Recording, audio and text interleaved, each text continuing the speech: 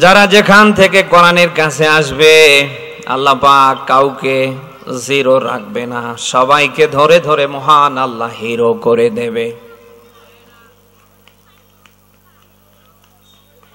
আমরা যারা যেখান থেকে কোরআনের কথা শোনার জন্য এসেছি, আমাদের প্রত্যেকের কাজ হবে কোরআনের যে ভালো দিকটা এটা যেন আমরা আমাদের জীবনে ধারণ করতে পারি। আমরা যদি ওই নিয়তে বসে কোরআন শুনতে পারি, অবশ্যই মহান আল্লাহ দুইটা ওয়াদা আমাদের জন্য করেছে, অবশ্যই তিনি তা আমাদের উপরে কার্যকর করবেন ইনশাআল্লাহ। বলেন সূরা জুমার 39 নম্বর সূরার 23 নম্বর পারার 19 নম্বর পৃষ্ঠার 18 নম্বর আয়াতের ব্যাখ্যা পাবেন।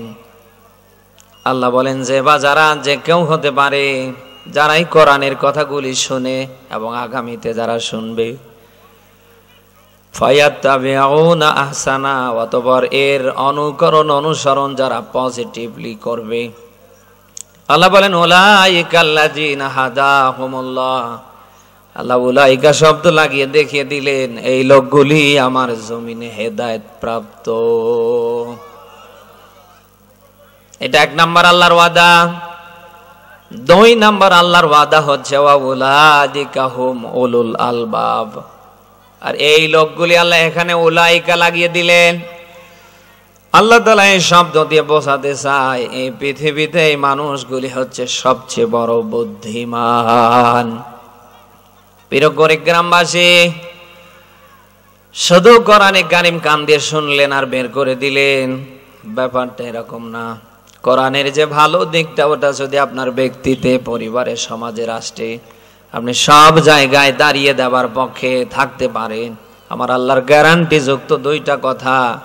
1 নম্বরে তিনি আপনাকে হেদায়েতের উপর রাখবেন, 2 নম্বরে আল্লাহর কাছে আপনি সবচেয়ে বড় বুদ্ধিমান। এই জন্য কোরআনের মাহফিলে আপনাকে সিদ্ধান্ত নিতে হবে মরার আগ পর্যন্ত কোরআন আছে যেখানে আমি আছি সেখানে, কোরআন নেই যেখানে আমি নেই সেখানে। আমার ব্যক্তি চলবে, আমার পরিবার চলবে, আমার সমাজ চলবে, আমার রাষ্ট্র চলবে আল্লাহর কোরআন দিয়ে। যখন এই কোনো মানুষ কোরআনে কারিমের এই পক্ষে চলে আসবে, মহান রব্বুল আলামিন ওর জন্য একেবারে যথেষ্ট হয়ে যাবে।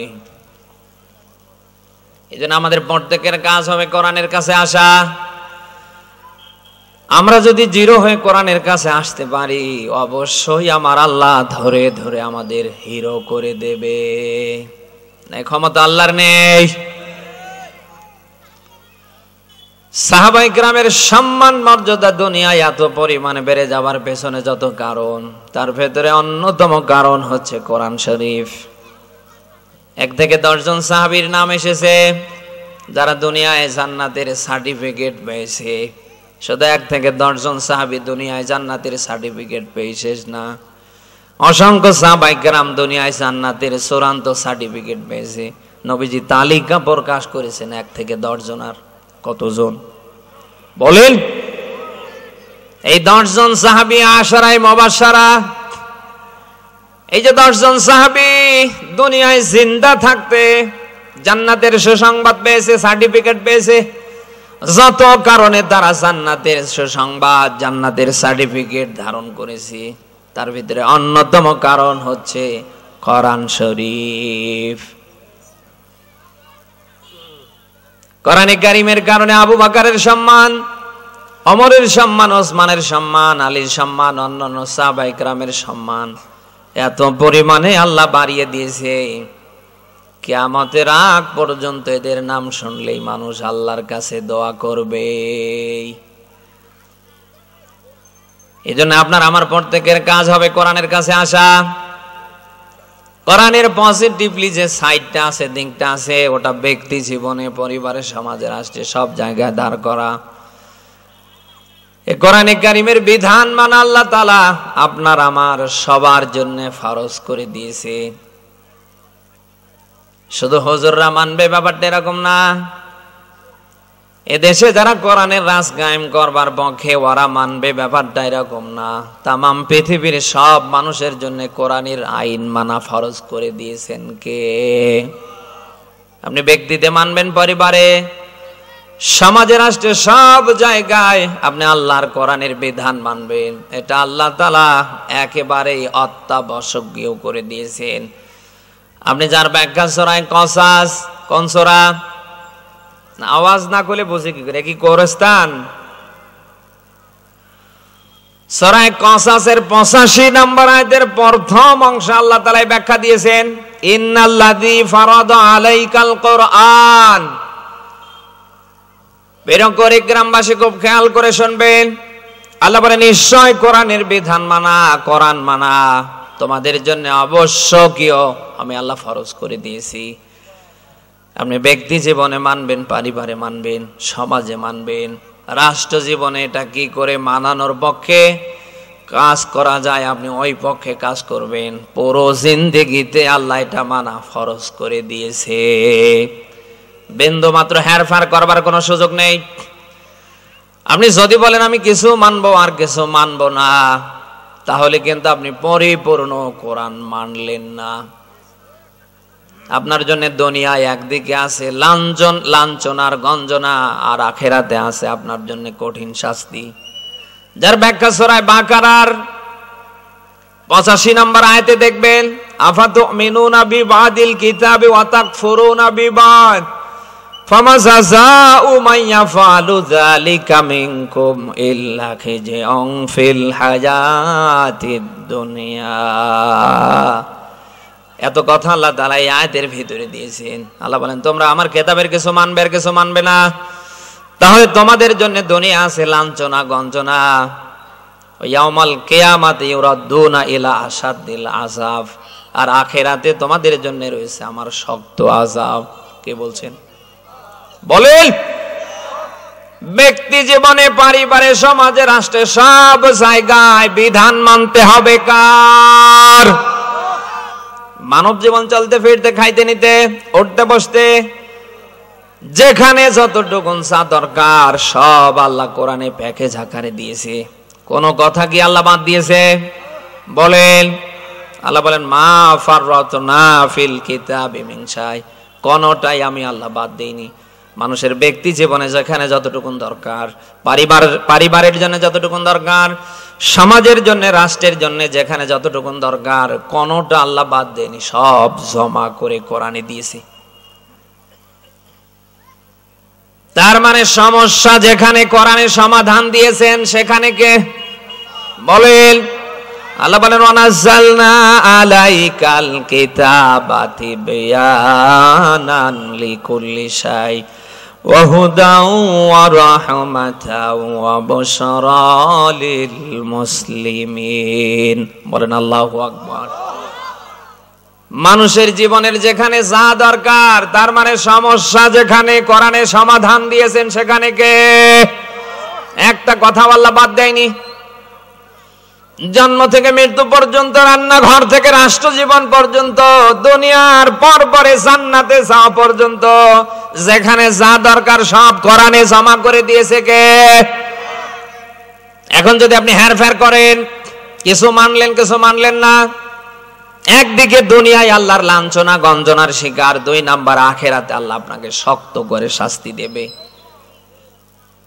এজন্য আপনার আমার প্রত্যেকের কাজ হবে জীবন যাকার থাক কোরআনের বিধান মানা, আর এটা মানানোর পক্ষে কর্মী হয়ে কাজ করা। কথা কি শুনতেছেন? কিয়ামতের কঠিন মুসিবতের দিনে বানি আদমকে, একজন মানুষকে আল্লাহ যত বিষয়ে প্রশ্ন করবে, তার ভিতরে অন্যতম বিষয়ের একটি বিষয় হচ্ছে কোরআন শরীফ সম্পর্কে। কিয়ামতে আল্লাহ তাআলা কোরআন শরীফ সম্পর্কে প্রত্যেকটা মানুষকে জিজ্ঞেস করবে। আপনি এটাও সূরা কসাসের 44 নম্বর আয়াতে পাবেন। ওয়া ইন্নাহু লাযিকরুল লাকা ওয়া লিকাউমিকা ওয়া সাওফা তুসআলুন। আয়াতটার দিকে খেয়াল করেন। আরবি বাক্যের মাঝখানে যদি সিন আসে, সাওফা আসে, কদ আসে, এই বাক্যের অর্থ, সেন্টেন্সের অর্থ যেন তেন করে হয় না, এটা হয়ে যায় তাড়াতাড়ি। কি হয়ে যায়? বলেন। আল্লাহ বলেন কিয়ামতের কঠিন মুসিবতের দিনে আমার বান্দা বান্দীদেরকে আমি খুব তাড়াতাড়ি শীঘ্রই অতি সত্বর কোরআন সম্পর্কে জিজ্ঞেস করব। শুধু আমি আবু বকর সিদ্দিককে আল্লাহ কোরআন সম্পর্কে জিজ্ঞেস করবে তা না, কোরআনের রাজ কায়েমের পক্ষে যারা কাজ করছে এদেরকে আল্লাহ ধরবে তা না, আম জনতার ভেতরে যারা মানুষ বলে পদবাচ্য বিবেচিত প্রত্যেকটা মানুষকে কোরআন সম্পর্কে আল্লাহ ধরবে। ডাক দিয়ে বলবে বান্দা 90 বছর হায়াত পাবার পরে তোর ব্যক্তিতে, পরিবারে, সমাজে, রাষ্ট্রের কোন জায়গায় কতটুকু কিভাবে কোরআন মেনেছিস বল। এই যদি হয় আয়াতের বাস্তবতা, আজ যারা দুনিয়ায় মুসলমানের ঘরে জন্ম নিয়ে আগা কেটে গরুর গোস্ত খেয়ে সব সহ্য করতে পারি, কোরআন সহ্য করতে পারি না, বলেন তো এই লোকগুলির কি অবস্থা হবে? অতএব যা করছেন একটু ঠান্ডা মাথায় চিন্তা ভাবনা করে, একটু ঠান্ডা মাথায় করেন, কারণ এই কোরআনে কারীম কিয়ামতের ময়দানে এটা আপনার পক্ষের দলিল হলেও হতে পারে, আবার বিপক্ষের দলিল হলেও হতে পারে। মুসলিম শরীফের একটা হাদিস বলছি, নবীজি বলেন আল কোরআনু হুজ্জাতুল লাকা ওয়া আলাইক, এটা কারোর পক্ষের দলিল হবে আবার কারোর বিপক্ষের দলিল হবে। দুনিয়ায় যারা এই কোরআনের পক্ষে থাকবে কিয়ামতের ময়দানে কোরআন তাদের পক্ষের দলিল হবে, আর যারা আবু লাহাব আবু জাহেলের মতো কাফের মুশরিক মুনাফিকদের মতো করে কোরআন বিদায় করবার উৎখাত করবার চেষ্টা করবে, এই কোরআন কিয়ামতের ময়দানে মাস্ট বি তাদের বিপক্ষের দলিল হবে।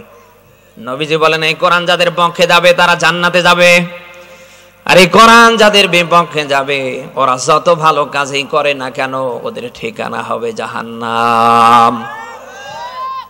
অতএব আপনি যাই করেন, যে দলেই করেন অসুবিধা নেই, আপনি যে টুপিয়ে পরেন, আপনি যে জামাই পরেন, আপনি যেভাবেই চলছেন চলেন অসুবিধা নেই, কিন্তু আপনার সর্বাগ্যে থাকবে আল্লাহর কোরআন। বলেন আপনি যা করছেন তা যেন হয় আল্লাহর কোরআন দিয়ে, কারণ আপনার জীবনের পুরো প্যাকেজ আল্লাহর ভেতরে দিয়েছে। এখন যদি বলেন ও আমার দরকার নেই, কিয়ামতে ধরা খাবেন কি করে? আমি কোরআন হাদিসের চশমা লাগিয়ে দেখতে পাচ্ছি আপনি দুনিয়ায় ধরা খেয়ে বসে আছেন, জাহান্নামে কিয়ামতে আল্লাহ দেবে কি করে? আপনি তো এখনই গিয়ে বসে আছেন। জিন্দা থাকতে যদি কোরআন নিতে না পারেন, কোরআনের পক্ষে আসতে না পারেন, বিশ্বাস করুন আপনার দুনিয়াও শেষ, আপনার আখিরাতও শেষ। আজ দেশে অনেক মানুষকে আমরা দেখতে পাই আজীবন কোরআনের বিরুদ্ধে স্লোগান দিয়েছে, কোরআনকে উৎখাত করবার জন্য আবু জাহেল আবু লাহাবের মতো কমিটি করেছে, সর্বাত্মক ক্ষমতা দেখিয়েছে। মারা যাবার পরে আমরা দেখতে পাই একেবারে জানাজার নামাজ থেকে নিয়ে শুরু করে 3 দিন 7 দিন 40 বছর কিতে হুজুরদের ডেকে ডেকে কোরআন তেলাওয়াত করে নেওয়া হয়। যদিও কুড়িগ্রামে নেই, হ্যাঁ, কোরআন করো মরা মানুষের জন্য আল্লাহ দেয়নি, কোরআন দিয়েছে আল্লাহ জিন্দা যারা তাদের জন্য। কোরআনের ভেতরে 6236টি আয়াতে কারিমা আছে, একটা আয়াত মরা মানুষের পক্ষে আপনি দেখাতে পারবেন না যে মরা মানুষের জন্য আল্লাহ কোরআন দিয়েছে। অসংখ্য আয়াত আপনি পাবেন আল্লাহ তাআলা কোরআন দিয়েছে শুধুমাত্র যারা জিন্দা, জীবিত, যারা হাঁটতে পারে, চলতে পারে, যারা খেতে পারে, এমন জিন্দা মানুষের জন্য কোরআন দিয়েছে কে? আপনি সূরা ইব্রাহিমের 1 নম্বর আয়াতটাই পাবেন, আলিফ লাম রা কিতাবুন আনসালনাহু ইলাইকা লিতুখরিজান নাসা মিনাজ যুলুমাতি ইলান নূর বিইذনি রাব্বিহিম ইলা সিরাতিল আজিজিল হামিদ। আয়াতটার দিকে খেয়াল করেন, আল্লাহ বলেন হে নবী, যে কিতাব আমি আপনার উপরে নাজিল করেছি এই যে লিন্নাস, জিন্দা মানুষদের জন্য। লামের নিচে জের হবার পিছনে বালাগাত মান্তিকের এটা একটা কায়দা। আল্লাহ দুনিয়ার কোন মরা মানুষের জন্য কোরআন দেয়নি। আল্লাহ তাআলা কোরআন দিয়েছে শুধু জিন্দা যারা তাদের জন্য। আপনি জিন্দা থাকতে যদি কোরআনের পক্ষে আসতে না পারেন, কোরআন যদি নিজের জীবনে ধারণ করতে না পারেন, একে সমাজে রাষ্ট্রে কায়েমের পক্ষে যদি আপনি হাত রাখতে না পারেন, মারা যাবার পরে যত মানুষ এই আপনাকে ঘিরে কোরআনে কারিম খতম করুক, ওটা করাও যা না করাও তা, কথা না বলে বুঝি কি করে? এই জন্য কোরআন মানতে হবে কি মরার পরে না আগে? প্রিয় গণিক গ্রামবাসী, এই জন্য আপনাকে সিদ্ধান্ত নিতে হবে কোরআন মানতে হবে মরার আগে না পরে? বলেন। এই জন্য মাহফিলে আপনাকে সিদ্ধান্ত নিতে হবে জীবন যাক আর থাক, কোরআন আছে যেখানে আমি আছি সেখানে কোরআন নেই আমি নেই। কারা পারবেন দেখি? লিল্লাহে তাকবীর। আল্লাহ যেন তৌফিক দান করে। কোরআনের পথে অবিচল থেকে আমার মরণ যেন হয়, এর পথে অবিচল থেকে আমার মরণ যেন হয়। আলহামদুলিল্লাহ বলেন। সে কোরআনের পক্ষে আমরা থাকতে রাজি তো? আল্লাহ তাআলা যেন কোরআনের পক্ষে আমাদের থাকার, কোরআন নিয়ে বাঁচবার, কোরআন নিয়ে শেষ নিঃশ্বাস ত্যাগ করবার তিনি তৌফিক দান করেন। বলেন আমিন। আমরা 92% মুসলমান এই দেশে বসবাস করছি। আমরা যদি আগামী কাল থেকে সবাই দৃঢ় প্রতিজ্ঞা করি আগামীর বাংলাদেশ চলবে কোরআন দিয়ে, এদেশে ঠেকানোর কেউ আছে? বলেন। 92% মুসলমান যেখানে, সেই দেশে কোরআনে কারিম দিয়ে দেশ চলবে, কারোর মাথা ব্যথা থাকার কথা না। যদি কারোর মাথার ব্যথা থাকে বোঝা লাগবে ওটা টাটকা মুনাফিক। রক্ত পরীক্ষা করেন, কোন হাসপাতালে ক্লিনিকে নিয়ে যাবেন যান, মুসলমান ইমানদারের কোন রক্ত আর ভেতরে পাবেন না। হয় মিলবে কাফেরের, নতুবা মিলবে মুনাফিকের। আপনি কি কথা শুনতেছেন? দেশ স্বাধীনের 53 বছর পেরিয়ে যাচ্ছে।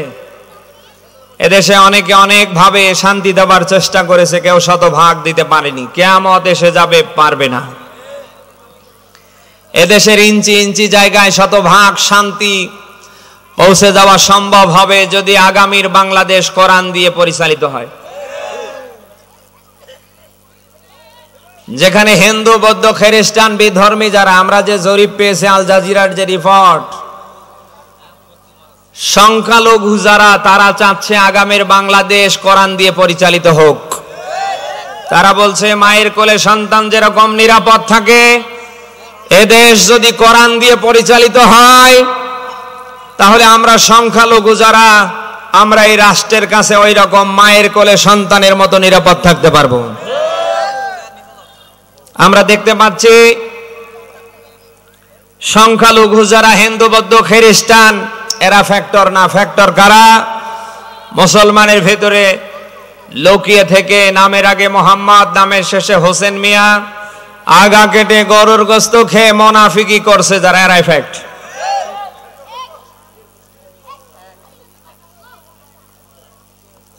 আপনি যে দলেই করেন, বিএনপি বলেন, জামাত বলেন,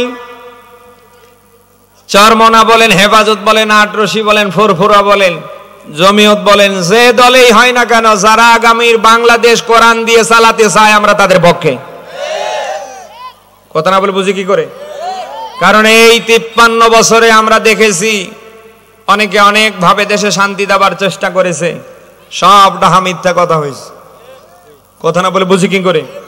আমরা সামনে দেখতে চাই কোরআন দিয়ে দেশ চালালে কেমন দেখা যায়। এজন্য যারা যেখান থেকে কোরআনের রাজ কায়েমের পক্ষে কাজ করছে, আমাদের কাজ হবে ময়দানে কর্মী সেজে তাদের সাপোর্ট করা। এখন যদি কেউ করতে না পারেন, বাজে মন্তব্য করেন, আমি বলছি হয় আপনি কাফের নতুবা মুনাফিক।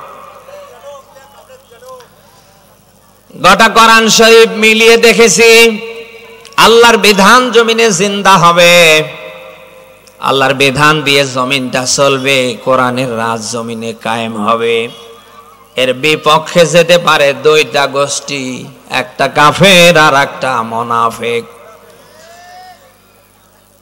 আপনি সূরা তাওবার 73 নম্বর আয়াত দেখবেন, এখানে দুইটা জাতির বিরুদ্ধে আল্লাহ নিজেই রাসূলকে জিহাদের ঘোষণা দিলেন, যেন তেন করে না, ওয়াগলুজ আলাইহিম, কঠোর করে। এ রাসূল আপনি কাফের আর মুনাফিকদের বিরুদ্ধে জিহাদ করুন, যুদ্ধ করুন, যেন তেন করে না, কঠোর ভাবে, শক্তিশালী ভাবে। ইসলামের সবচেয়ে বড় দুশমন দুইটা জাতি, এক নম্বরে কাফের, দুই নম্বরে মুনাফিক। সব আলেমরা আয়াত নিয়ে ব্যাখ্যা দিয়েছেন। কোরআনের রাজ কায়েমে কাফের আর মুনাফিকদের বাধা কেন? আল্লাহর বিধান দিয়ে সমাজ চলবে, রাষ্ট্র চলবে, কাফের আর মুনাফিকদের বাধা কেন? সব আলেমরা আয়াতের ব্যাখ্যা দিয়েছেন। কাফের আর মুনাফিকরা ভালো করে জানে, কোরআনের বিধান দিয়ে যদি সমাজ চলে, রাষ্ট্র চলে, ওদের একটারও পিঠের চামড়া থাকবে না। ওরা যে রাজনীতি করছে, ওর রাজনীতি দেশে আর টেকবে না। এজন্যই মুনাফিকের বাচ্চারা আজও দেখছি ব্যাঙের মতো লাফাছাপা করছে। কোরআনের রাজ যারা কায়েম করতে চায়, নতুন করে তারা ট্যাগ দিচ্ছে, আর নাকি স্বাধীনতা বিরোধী। যদিও কুড়িগ্রামে নেই, বাংলাদেশের অন্য জায়গায় আছে। এই মুনাফিক নামের ব্যাঙের বাচ্চাগুলো যখন 5 তারিখের পর থেকে আজ নভেম্বরের 20 তারিখ পর্যন্ত ওরা মাঠ জরিপ করে দেখেছে, ওদের জনসমর্থন 20% নেই। কোরআনের রাজ যারা এই বাংলার আনাচে কানাচে কায়েম করতে চায়, তাদের জনসমর্থন 100-র ভেতরে 98। এদের লাফাঝাপা শুরু হয়ে গিয়েছে। এমনিই তো আমাদেরকে দেশের মানুষ চায় না, আর এরা যা করছে, সামনে আমার মনে হয় 3 ভাগের 1 ভাগ সিটও পাওয়া যাবে না। এই জন্য 1.5 দশকের যে স্বৈরাচার, যে জালিম এবং তার দোসররা আমাদের মাথার উপরে ভর করে আমাদের উপরে জুলুম, অত্যাচার, টর্চার, নির্যাতন যারা চালিয়েছে, যারা আমাদের ভোটের অধিকার হরণ করেছিল, যারা আমাদেরকে মিথ্যে মামলা দিয়ে বছরের পর বছর জেলখানায় রেখেছিল, আমাদের বাক স্বাধীনতা হরণ করেছিল, যারা আল্লাহর বিধান কায়েমের পক্ষের অসংখ্য কর্মীকে মিথ্যে মামলা দিয়ে জেলে নিয়ে নাটক করে ফাঁসি দিয়ে মেরেছিল, ইদানিং আমরা দেখতে পাচ্ছি এই মুনাফিকের বাচ্চারা তাদের সাথে নাকি জোট করছে। তারা বলছে ওরা নির্বাচন না করলে আমরা নির্বাচনে যাব না। যারা এই কাজগুলি করার পক্ষে, এদেশের মানুষ কিন্তু এখন আর ঘুমায় না। এই কথা না বলে বুঝি কি করে?